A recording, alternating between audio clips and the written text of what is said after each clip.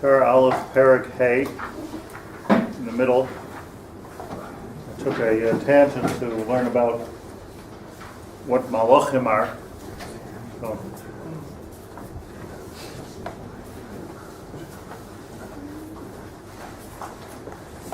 I just want to say this sikum of the whole Nekuda was that malachim, everybody knows that malachim are now what the Michelangelo or the Christians call malachim. That they're not beings per se that run around with wings or fly around with wings. Even though those misholim are given, but that for all of those pictures, you need to have a world of gashmius. But once you're not in the world of gashmius, so you don't necessarily have neshamas or higher worlds or something. And have bodies per se. So it's just that that's the only way we could see it. But what's more correct for the mature mind is that when HaKadosh Baruch Hu made the world, so he created different forces in the world, and those forces are called malachim. Different forces. They're not like not even so much of a shliach. That's also l'saber sois, and okay, you Baal Hamavas, go kill that guy. Malach Raval, go heal that one. Understand? What does that mean that Belagodu said malach? Right. So in other words, Hashem. There's Hashem, whatever, and then there's his forces, and I don't mean forces like the armed forces, but the kochos in the world. So there's kochos in the world are called malachim. So not necessarily, sometimes they're butterflies. Maybe it's something else. Maybe it could be. I'm just saying as an example, just to make it like could be gravity is a malach. It could be all these kind of things you can't touch and see, but they're forces of the bria. Legions. Yeah. So those things that we can understand per force are things that are in this world. Once you're getting to a higher world, we've never been there and back. So we have a little bit of description with the Chazal, but we don't really understand it in the sense of really being able to understand it. How can you understand something that's beyond our realm of experience? It's not something which is possible. But anyways, that's what I explained. And in that sense, if we're talking about Hashem that created the world and created within it different forces, like let's say you build a motor, which I don't know much about. Let's say you build a motor. So part of the motor is relying on the force of electricity. Part of it's using a force of magnetism. Some of it's using a natural centrifugal force, which is making it so it's using a kinetic force. There's all kinds of things that an engineer and a scientist will use, which are a combination of sort of natural phenomena. This is the way this behaves under those circumstances. Those are all in the world we're talking about. Those are malachim, meaning those are different things that HaKadosh Baruch Hu uses, different tools that HaKadosh Baruch Hu uses to create the world. In that world, the Adam is a malach. We're also a force. So our force we can understand because we're all part of the same club. The human race is part of the same club. It could be a Yisrael. It's a different type of a malach than a guy is a different type of a malach. But everything has its purpose in the ultimate goal. Right? I'm not explaining anything. I'm just explaining what we don't understand. I'm explaining what not to think. I'm not explaining what to think. And it's easy for us. There's a force of nature which is called malach hamavos. Can you defy the force of nature of malach hamavos? Rabbi Yaacov Haber defied somehow the force of nature. And then there's, which we're going to learn today actually, then there's Hashem Ba'atzmo, which is, if we don't understand malachim, we certainly don't understand HaKadosh Baruch Hu. This is, by the way, I want to say this, just to back up for a second. It's important to, one of the hard things about being a Jew, in fact, one of the miraculous things it really requires is that, and I mention this often, that on the one hand, you have to daven short esrei, dalifnei miyata omed. And on the other hand, like, whatever you're going to picture in your mind is wrong, because the very fact that you can picture it already makes it wrong. That on itself makes it wrong. So what are you thinking of? You're thinking of, an old man with a long white beard. Wrong. Are you thinking about an electronic dynamo? Wrong. You're thinking about lightning. Whatever somehow got into, whatever Narishkai got into our heads when we were kids. So, so Dalif Leviat Oibet, so here you're sitting Dalif Leviat Oibet, and you're being Babash Kfir Kabur Apokarsis. Like, the more you're shuckling, the more you're like, the more Apokarsis you are. Like, it's because, but on the other hand, this is the Tzivoy. The Tzivoy is Dalif Leviat Oibet. So it's like I say, it's a miracle that we're able to daven with Kavanah. It's a very difficult thing. You said Adam is a type of a malach. Isn't there a basic difference that Adam has verbal chafshis? Oh, exactly right. And So is a creative person. it's not different, but not different from a malach. A different type of malach. This is most malachim have no bechira chafshis. This malach has some free choice. So it's a very sophisticated bria.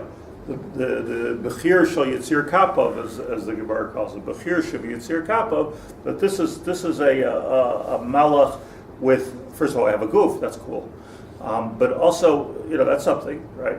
Like you said yesterday, the Shiur, like Chava, has a baby, So first baby, like I said, the Shiur, oh, I didn't see that one coming.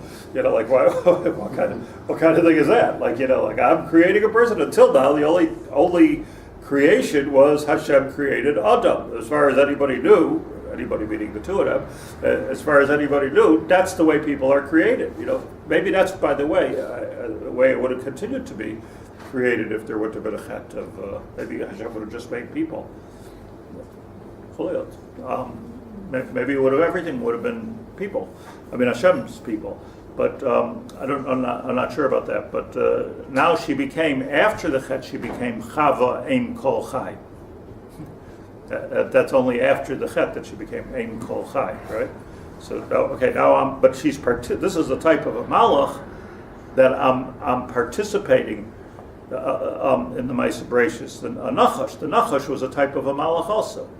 So when we're saying about malachim, these are different forces. Another thing that I said, which I really don't understand, but I said it anyway, but I think it's a good vart, is that like everybody asked the question that by the Akedah, let me just remind you, by the Akedah, so Hashem said to Avram Avinu, we're going to learn a little bit about the Akedah today. Hashem said to Avram Avinu, Kachas minchas yichidcha sharaftas Yitzchak, right, and go bring him as a korban, shecht him. And then, so Hashem told him, so he goes. Hashem told him, so that means that's a nevuah of the highest level. Hashem told him, so he goes. And then at the end, Malach Hashem says, Al tishlach yadcha el anar. So how's a Malach get into this? We're talking about, I got my commands from the Supreme HaKadosh Baruch Hu. So now this Malach, which is apparently an underling, comes and says, don't do it. So the Avram Avinu has to be faced with the dilemma of Divrei Harav and Divrei HaTalmud, Divrei Mishoimen, right? Why am I listening to a Malach? So in the Hasidic Sfarad, they say a vart when it comes to hurting somebody, so you need Hashem to tell you. When it comes to saving somebody, even a junior, can tell you. Okay, that's nice vart. Let me just finish. Okay, I'm sorry. But the probably the emes of it is, at least the emes for our purposes, is that Avram Avinu had a nevuah from HaKadosh Baruch Hu. That's a very high madrega. When he went and he was willing to do the Akedah, and he almost did the Akedah, he took the Vayikachas HaMachelas L'Shchoistes B'noi. So now he was zocha. At that moment, he was zocha to such a madrega where he was able to see even more of the working forces of the bria, and now he was able to access a malach that he wasn't able to access before. Understand? It wasn't here I got my command here. Now you're telling me something else. No, it's he saw even more. Before he heard HaKadosh Baruch Hu. I don't understand why. What Hashem said to do it. That was the Nisayan. It was Bittul Hadas. But once he was there and he did it and he was willing to do it, so now he was Zeichen to Malachim. That's even a higher madrega to be Zeichen to Malachim, because it's like to bring it down to a very, very low level. Like I could understand how to drive my car. I could understand what the car looks like. I could understand the price of the car. But when I come to the madrega that I'm understanding what this tick is and what that click is, and I'm hearing what's going on inside the edges. So they're like a real mumcha is putting his ear down on the engine and saying, okay, you need to know this and you need to know that. That's like, so this was actually a higher madrega. He had a deeper access to the world or to the inside world of HaKadosh Baruch Hu. So it means to say, and don't get me wrong, I mean, this came from HaKadosh Baruch Hu, but it wasn't like a mistake at any point. But it means to say that when the Malach told him, means to say, La'niyas daiti, that now I understand what the purpose of this was. Now I understand what I was supposed to do, and the Malach, and I passed that test. Now I don't have to shech my kid. I saw a bigger picture. The bigger picture was it was all about my commitment. It was not about Yitzchak dying. So once he reached that level of commitment, so he saw that in the Malachim everybody's satisfied. Everything is satisfied. Nature is satisfied. Spiritual worlds are satisfied. Hashem is satisfied. That's the taich of a Malach. Isn't it a question of really what is a korban and what is an olah? I mean, do we have to physically do an act, or is it the intention, like you say? The intention? Kanireh shelo. Otherwise, how can tefillos come and become korbanos? Right. So, but the thing is that, like, it's important to remember. I mean, because I don't want to get into the politics as to whether there's going to be korbanos, there's not going to be korbanos. Self kol self, and this is Torah. This is Torah. When you're willing to do something on the most base level, like kill your dog, let alone kill your son or kill your cow, When you're willing to do something at the most base level, so in a certain way, that's the highest level, more than tefillah, because tefillah is with your mind, with your heart. But this, you're bringing it all the way into the world of asiyah. Yeah. So the mile of karbanos, you're right. It's all about the intention. Here you have an interesting thing by Rabbi Avinu, which you see, is that it's all about the Maisa, but you don't actually have to do the Maisa. That's what you learned from Avraham Avinu. It's not the, whatever it is, it's not the actual Maisa which is important. I have a good mashal for this, by the way. Like, let's say, a real mashal, la halacha. I saw this in the sefer Migdal Ois of Rabbi Yaacov Haber. He says that if a person would be, God forbid, in a situation where you have to die al Kiddush Hashem. I never know if you're supposed to say God forbid on that or not. But I don't want to do it, so I guess God forbid. But let's say you're in that situation. Bow down to an idol, or I'll kill you, or kill this guy, or I'll kill you, or something like that. So you're supposed to die al Kiddush Hashem.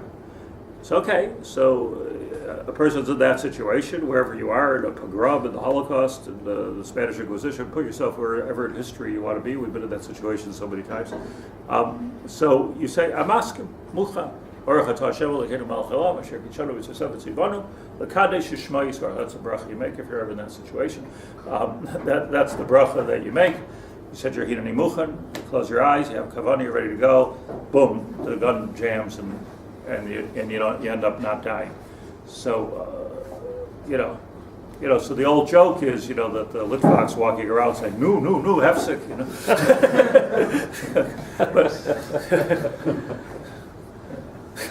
but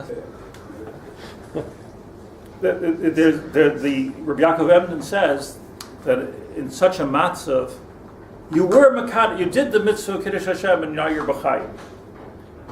And the nafkamina, he says, is that once a person, here's a case of dying al Kiddush Hashem and still being alive, you get it? You're dying al Kiddush Hashem still alive, you're the best of both worlds, literally. So you die al Kiddush Hashem because you were muchad to die al Kiddush Hashem. You thought you're going to die. You're checking yourself, am I alive or am I dead? Right? So you're ready to die al Kiddush Hashem, but you don't die. So now the mitzvah of Kiddush Hashem is so big, the Rabbi Yaakov Haber, that now I have all the brachas of Kiddush Hashem, and he says you will never have tsaris again in your life. I'm not saying don't try this at home. I'm just saying I'm not saying this is something to recommend. But it's something so interesting that he says that Kiddush Hashem. Nobody knows this because if you die al Kiddush Hashem, where do you have the brachas? But here's a hechatimsa where you die al Kiddush Hashem without dying, and the schus is so big. B'hai alma, the schus is so big that you'll never have tsaris again. You never have tsaris, which is why he says. You know where he says this? He says this in Tfilas Ne'ilah. Hashem Hu Elokim at the end of Tfilas Ne'ilah. So there, in most of the machzors, it brings from the Shloah Kadosh that you should be medamed ba'atzmai when you're saying Shema Yisrael Hashem Elokeinu Hashem Echad ki ilu meis al Kiddush Hashem. So what happens at this point is that nobody's shooting me. It's Yom Kippur, right? Nobody's at 8:30. Who's running out to do a call? Like it's still like we're still in the world over here, right? There's still stuff happening. But I can be zocheh to the brachas of the whole year, or just by dying al kiddush Hashem without dying al kiddush Hashem. So what am I saying to you? I'm saying that a korban and the akedah for that matter, the ultimate korban, has a maila. But the maila, the more it gets closer to Gashmias, the better it is. But it doesn't have to get to Gashmias. It doesn't make any difference if it gets to Gashmias, as long as it has the same koach as it got to Gashmias. That's the communication difference between God telling Abraham and then the Malach stopping him. How did God communicate with Abraham, contrasting with Moshe? Because he tells Moshe how he did. He saw him in a vision. He didn't actually see him. Not much what we're going to learn now. Whereas if he was if he's asleep or a dream or whatever, and he's about to kill his son, you need somebody who's actually there. So the Malach is there to stop him immediately. Otherwise, if he would, we had to wait till he fell asleep. You know, you're like mamish, like a gilgul of Reb Chaim Volozhin. You're right there. You're mamish right there. So let's talk on that note. Let's learn a little bit. Before we get it, before we do that,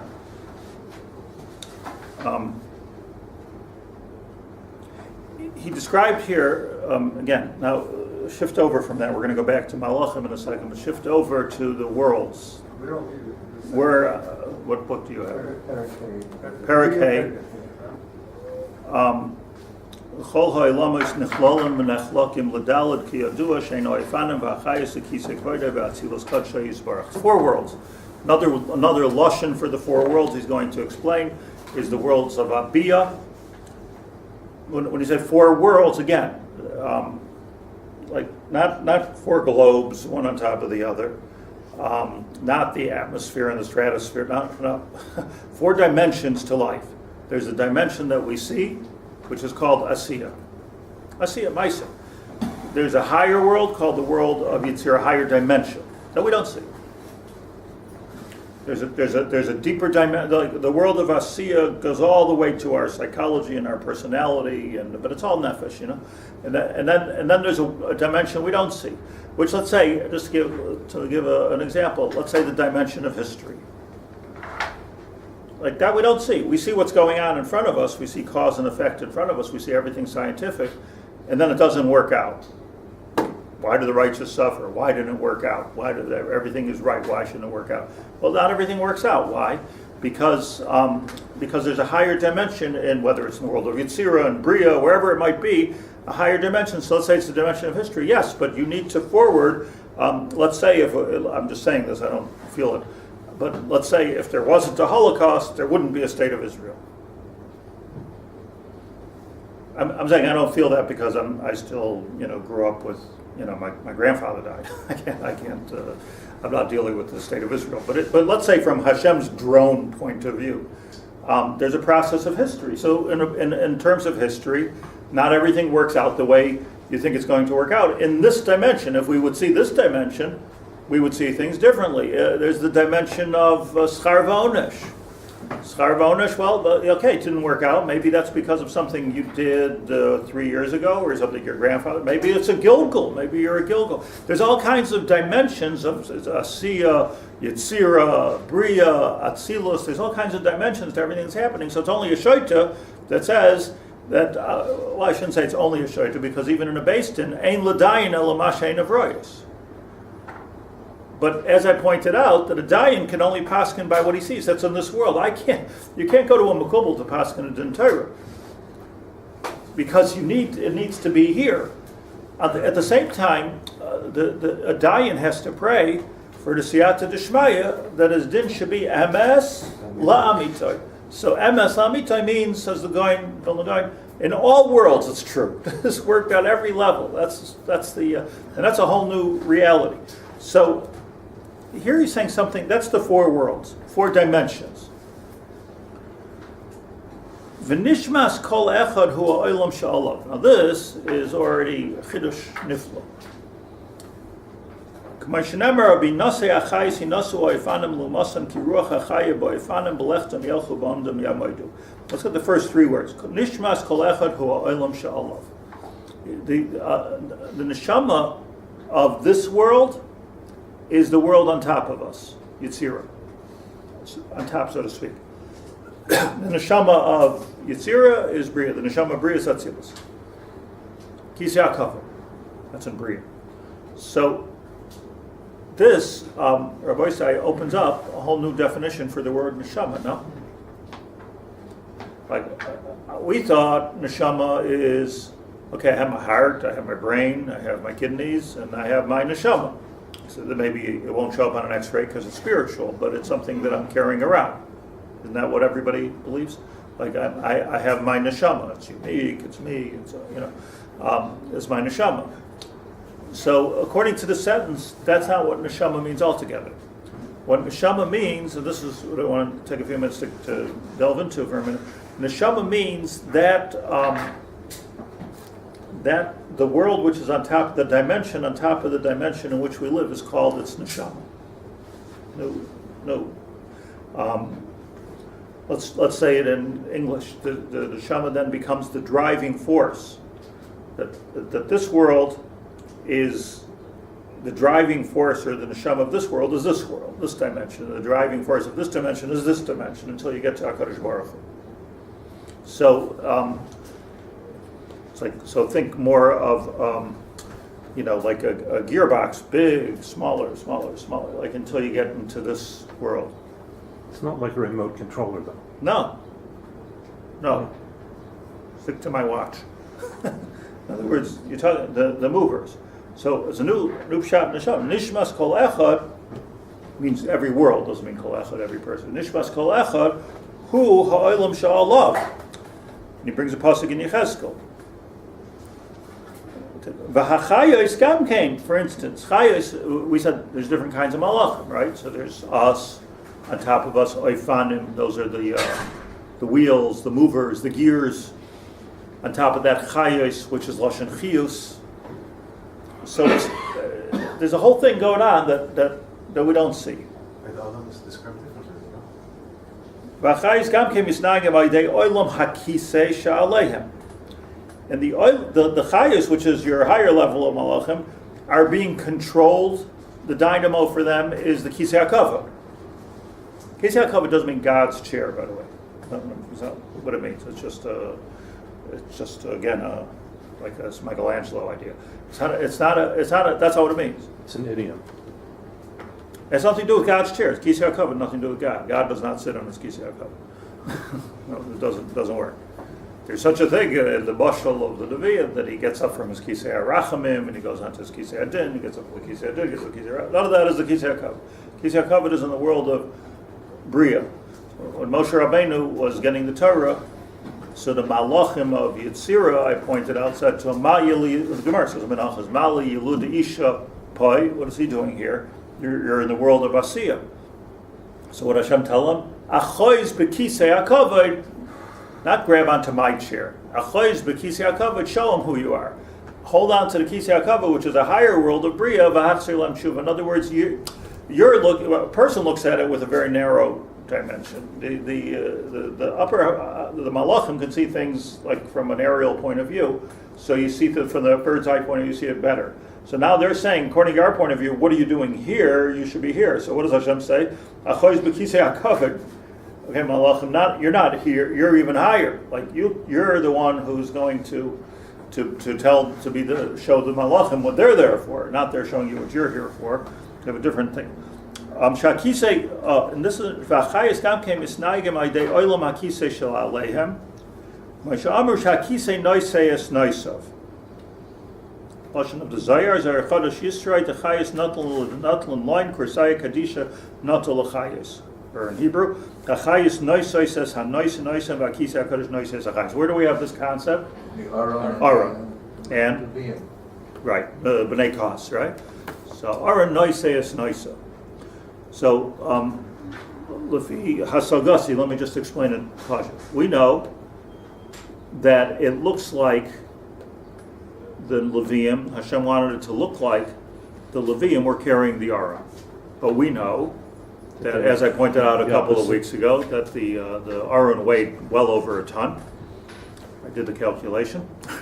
weighed well over a ton. It was Would have been carrying up. impossible for 8 or 10 or 50 people to carry. It's like it's in other words, weighed like a Toyota, you know, like that's which is the same way as a Toyota. I calculated according to Google. So if you take all the pieces, 3 tvachim, sapphire stone, etc.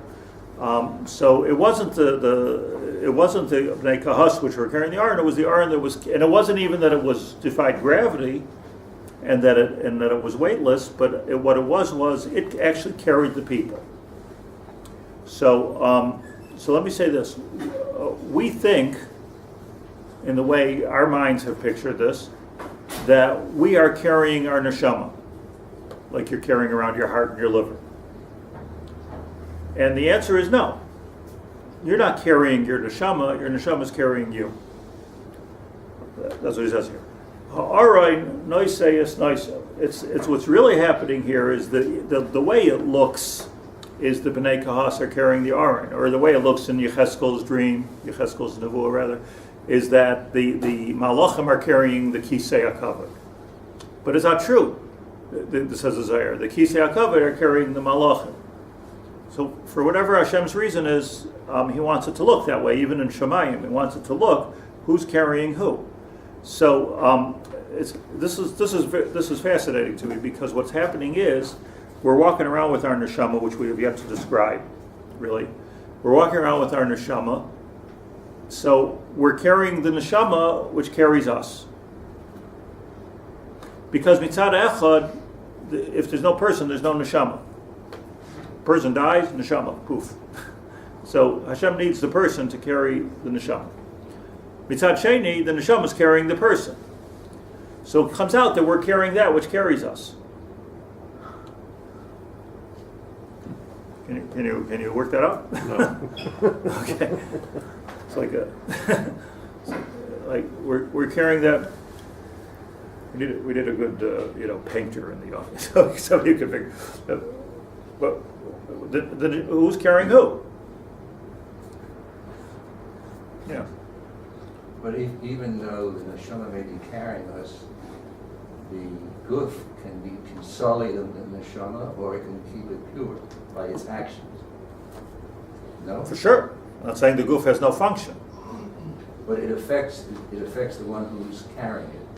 I read a novel once that some Japanese woman got stuck in the war there, and she had her baby, and she ran with her baby in her arms for 50 miles, 60 miles without stopping until she can get to a place of safety for the child. So when she was there, so they said, like, how could you carry the baby for so many miles? And she said, the baby was carrying me. Meaning that which was motivating me, that which needed to get done here. So who's carrying who? So the answer is she was carrying he, which was carrying her. And that's the side of Aron Noiseis Noiso. And the Malachim, the Kisei HaKavod is carrying the Malachim, which are carrying the Kisei HaKavod. So the Neshama, according to this definition, just like I don't know how we imagine God, how we're, whatever we're told when we were children, like what does the neshama look like? So we got pictures of that too,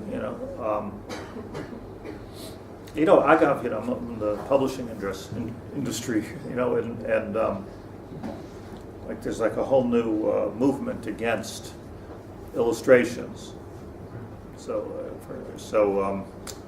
For instance, somebody's writing a children's book about Rabbi Akiva, so you don't want to see Rabbi Akiva's face. So I guess the logic there is that, however you're imagining Rabbi Akiva to look like, why diminish him?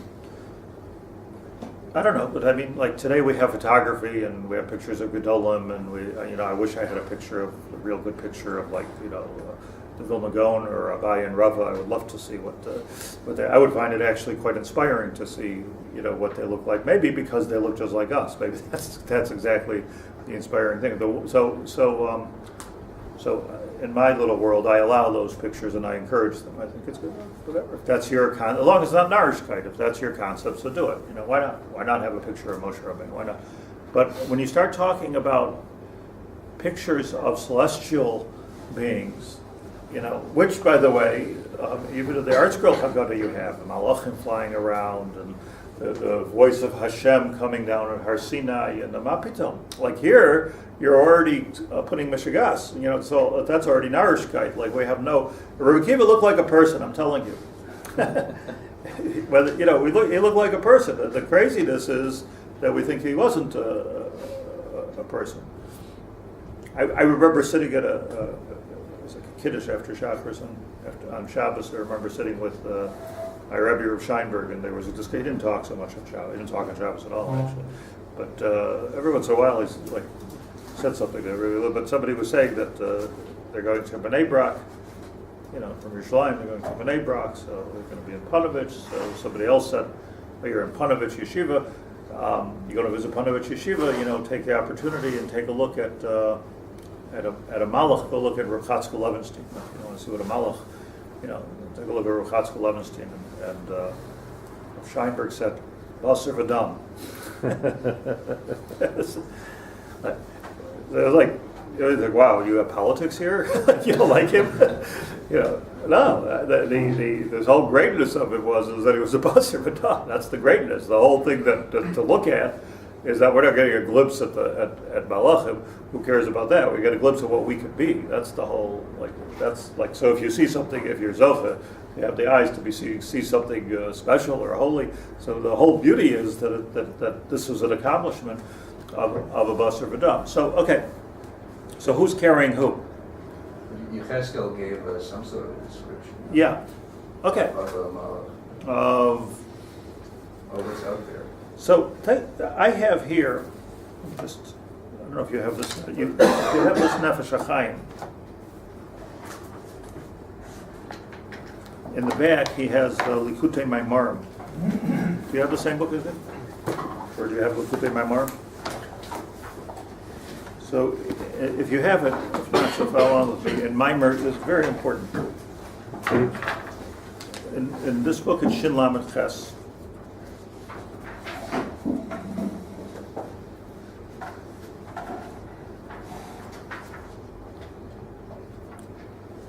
I'm sorry, Shin Lamed Zayin. What Reb Chaim Volozhin here, Bifnim, explains, let me just say to you outside for a minute, what we're learning here is that every world on top is the neshama of the world below it, yes? And then there's the world of the Kisei. And Allah Kisei, Yechezkel said, Kimara Adam. Cool. Right. Here we are here. Va'ala Kisei, Kimara Adam. The Haraya that we're Malachim, right? We're Malachim, except Malachim with Bechira Chavshis. So Chazal explain what's Adam doing up there. Adam is here. So Chazal explain that not any particular Adam, but Adam, like mankind, is ala kisei. Or to put it in more Kabbalistic terms, that the neshama haklali. So the neshama haklali of Adam was one neshama, echad. And then as the world gets created, just like everything got divided and divided and subdivided, the whole Bereshis, as I always point out, is with 16 times vayavdil, vayavdil, vayavdil, vayavdil, vayavdil, min ar l'choshech, min mayim l'moyim. So there was a vayavdil in the neshama, so therefore you're you and I'm me. And we like to think that when we get married, there's two pieces coming together. Olden days, people married 6, 7 wives. There's a lot of pieces coming together, but it's all, sometimes a person is married and divorced, a lot of pieces getting together. It's different pieces of neshama coming together, like Tetris. It's coming together. But may Allah kisei Adam, which Yechezkel said already. May Allah kisei Adam means that neshama haklali before it got subdivided into me. So this is interesting. That it means to say that what we're doing is really being powered by Yitzira. Well, Yitzira is being powered by Bria, and Bria is being powered by the Kisei HaKavod. Kisei HaKavod is being powered by Adam again. So we're here and we're there. Hence you have the idea of we're carrying that which carries us, you see. Then you have that idea. So Reb Chaim Volozhin says that's the pshat. Shin Lamed Zayin, if you have it here. Zehu ha'inyan b'kfelus hashemos Avram, right? Like, isn't it interesting by the Akedah, Avram. What's the stammer here? Avram. So Chazal say Avram lamala, Avram lamata. Avram. Kachas binchas yichidcha. Where else? Who else does it say his name twice? No. You're right there. Moshe. Right? By the snap. Avram. Avram. Zeu inyan b'kfelus Hashemus Avram. Harishan moira al etzem hanefesh. Sharsha elyain shesham ikar medar haneshama. Rak mishtal shel mimena miksasa baguf. There's the Adam, the ikar etzem ha'adam, which is not what we see in front of us when we're looking at each other. That's here. And then there's Adam. Avram, I'm calling to your neshama, lamala, say, and I'm calling to you. Avram. Indian kvelus Hashemus Avram. Harishain, so this carefully, Moira, the first Avram, the order is important. Al etzem hanefesh. Which one's the etzem hanefesh, Danny? Which is the etzem hanefesh? That's the etzem hanefesh. Shar shai ha'elyon. Shesham ikar midar haneshama. And that's the chamber of the neshama. Rak mishtal shel mimena miksasa baguf. That neshama, see, so everyone's saying, where's the neshama? Is it here? Is it here? The answer is it's there. Neshama is lamala. Yeah. Neshama is lamala, but neshama being spiritual transcends all the worlds, and it's mishtal shel lamata. So what we have with us, what we're carrying around with us, is a shtickle neshama. But the real neshama, the big neshama, if you will, is on the kisei hakavod. Mishtal shel mimena miksasa baguf. Little bit of it, ki gaguf, hura k'moynal la neshama. Now, the guf is a na'al la neshama. Now think about your shoes. And think about the fact Hashem said to Moshe, shal na'alecha me'al raglecha. So what does the shoe do? Well, he says, just like the shoe really is a malbush just for the lowest part of the body, right? It's not an important malbush in the sense, like if somebody's not wearing anything except for his shoes, so it looks weird. Right? It's like the last thing you put on, not the first thing you put on. But, like a person walking around in their house with no clothes on but a tie. It's bizarre, So the na'al is in a sense like an accessory. It's like it's not the important part of it. Mitzad echad. Rak l'kotze hatachten shel haguf. Ken haguf eino malbush rak l'kotze hatachten shel neshama. But on the other hand, let me add, the shoe is really giving support, isn't it, to the whole body. Hard to walk without shoes for me. It's hard. So, and the better the shoe, the better you can walk, right? Everybody says, right? Make sure if you're going to go walking, going to go running, make sure you get the right shoes. Right? Shoes are important, not just fashion, which you see from top. It's like working from the bottom up. Why does touching it make you tummy? Okay, good point. In the area of Yibum, the brother is supposed to take the Chalutz hanal. So he takes off the shoe, but we should have been one neshama, two neshamas together, take out the shoe to separate. Wow, symbolic. Kohanim take off their shoes. So the goof. So what is he saying? That the goof is the na'al of the neshama, like a whole goof, not just the shoes. Your whole goof, everything that everything that you take to the doctor or everything that you walk around with, your whole goof, that's like a nal to the neshama. It's kedai to try to wrap our brains around that. Kein haguf eino malbish rak lekotza atachton shel neshama. The neshama keeps going in Shemayim on the Kisei HaKavod. That's what Yecheskel was talking about. Neshama Avram. So the neshama is all the way up to the Kisei HaKavod. In fact, controlling, if you will, the Kisei HaKavod. And the Kisei HaKavod is controlling the world of Yetzirah and Bria. And Bria is controlling Yetzirah. And Yetzirah is controlling the world of Asiyah. But there's an Avram. B'china soif haraglayim shel haneshama. The soif haraglayim shel haneshama. V'zeh shekasuv shal nalecha me'al raglecha. By who?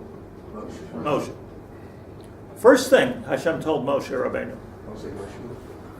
Yes. But the first thing he told Moshe Rabbeinu, meaning when I say the first thing, I don't mean the first thing at the snap. First thing he ever told Moshe Rabbeinu. The first thing he told Moshe Rabbeinu ever was, he told him a lot, told him the whole Torah, but the first thing he told Moshe Rabbeinu was, take off your shoes. Like, if I would have been God, I was like, put on a yarmulke. No, it starts out with the top and the bottom. Shal nalecha me'al raglecha. What was he telling him? I need your neshama here. Moshe. I'm not talking to you. Like, what he's saying to him was, get rid of the goof. You see, in the Pashat Pshat, I've often mentioned this. In the Pashat Pshat, I think maybe the Sasema says that it's like an interesting thing that with shoes you can walk. Just interesting with shoes you can walk through. You can walk over stones. You can walk over glass. You can walk over hot. You can walk over cold. You're insulated. You have an insulator. If you have a decent pair of shoes, like it insulates you from everything. That's the whole. You can take impact with shoes. Shoes are a hush of things. When you take off your shoes, you feel every single bump, yeah? Like everything's very hard. You feel the heat, you feel this, you step on it, even on if you have wall-to-wall carpeting, you step on like a little Lego or something, whoo, goes right up your body. So you're missing the whole insulation. So the Pashat Pshat of Shal Nalecha Me'al Raglecha is Moshe Rabbeinu, I want you to be a leader of the Jewish people. Get rid of the insulation. You need to be able to feel pain. You need to be able to feel the pain of Klal Yisrael. Shal nalecha me'al raglecha. The Zohar Pshat is deeper. Get rid of your Gashmias altogether. Why? What does that get rid of your Gashmias? He was still in his body. Right? His body was there, his beard was the same color, nothing changed in that sense, that I know. Got a little bit of a shine, but Hadras Banim, but as he went on. But what he probably meant to say, if I could put it in my language, if I may dare, is get rid of your ego. Get rid of your ego. Meaning, like if there's a filter here in this world of no matter what we're called upon to do, whatever we're called upon to do, there's a subconscious filter called the ego, which says, do I really want to do this? Is it good for me, or is it not good for me? Now, if you're a grub person, you say it right out. I don't want, I'm not comfortable with that. But that's grub. We're talking about tzaddikim. So a tzaddik is automatically there's the like, how does this feel? How's this going to feel? How am I going to work with this? How's this going to affect my life? That's like normal. What Hashem was telling Moshe Rabbeinu was shal na'alecha. I need you for this mission. Shed the whole thing. I need you to get rid of the whole ego. It's not about you. This is a mission from Shemayim. It was a mission impossible, if you will, because who can do that? I need you to get rid of for this mission. You have to get rid of the nal. So the nal meaning not only your shoes, meaning symbolically, not only feel the pain, but don't even feel the pain. Meaning, like, whatever you feel, it's a higher madriga. Whatever you feel is inconsequential because you have a mission to do. So that's the Avram. Don't think Avram, Moshe. Let's take Moshe. Don't think Moshe. Think Moshe, where there is no goof, because the goof is that which is comfortable and uncomfortable and hot and cold, and that's the goof. How do I feel? I have to figure out how I feel about that, right? When you're called upon, listen, we're talking about the mitzvah Kiddush Hashem, is forget the goof. There's something higher cause here. So, hard thing. Again, I'm not holding by it, I don't think. But I'm going to think about whether I'm holding by it, but I don't know. Nobody knows really whether they're holding by such a thing as Kiddush Hashem unless you're in that situation, and don't go there on purpose. But I mean, who knows how we will react?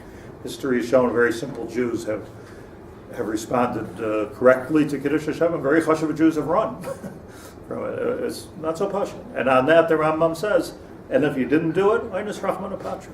It's like Gam came to say that. So let me just make the point. So what Hashem was saying here, from a Kabbalistic point of view, was not just take off your shoes, which is the insulation between you and feeling, but get rid of the whole feeling thing. Get rid of the whole goof, the whole na'al, because and now I'm talking to your neshama, and Moshe.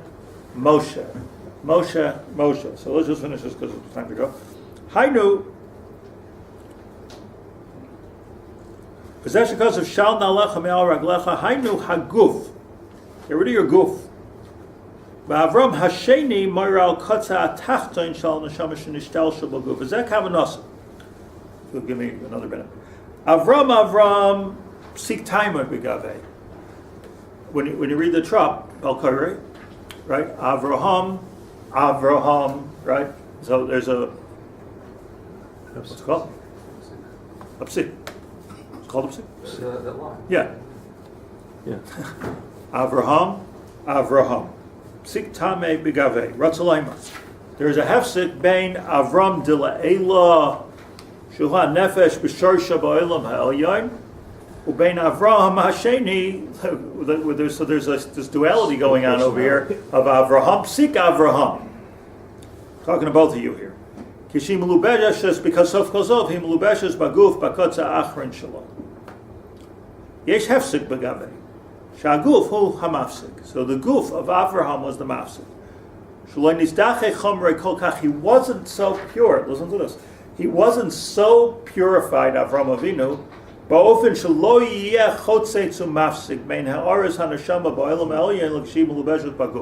Avram did not get there yet.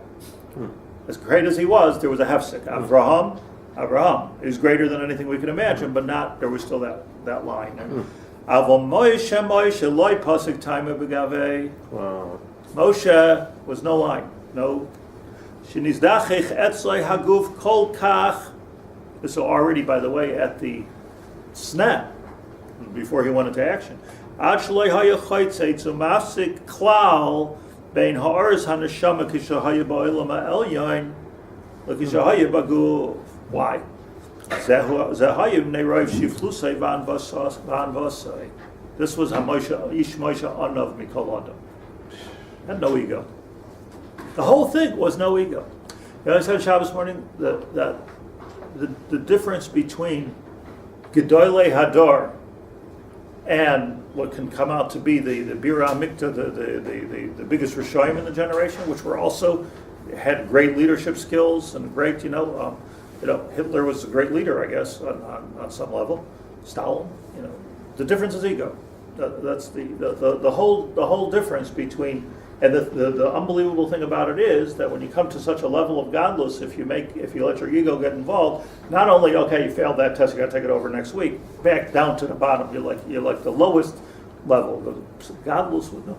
So Moshe Rabbeinu's anivus took away any hefsek that there could possibly be between what? Between his neshama tachtoina and his neshama elyoina. There was no chatzitza whatsoever. Loy psik tame begavei shenizdachech etzloi haguf kol kach ad sheloi haya chaytzei shemafsik. Why, says he? Zel mipnei roiv shiflusai va'anvasai shechashav atzmai ki'ilu haguf einoi. He was inconsequential. V'amar, what Moshe Rabbeinu's words, v'nachnu ma. Ma is not what are my. Ma is the thing. Anachnu ma. Ma is open-ended question. Ma. Like ma. Ve'etzel Avram al Kolpon, look in the Chassidish Svarim for the beer of Manishtan. Manishtan. Allah loves it. There's no difference. Mahazna, what's the difference? No difference. It's Avram al kol panim hayachashiv kafir ve'efer. Listen to this. Avram Avinu, what are my? He didn't say anachnu ma. He said anoichi offer ve'efer. Oh, okay, there's still something left of you.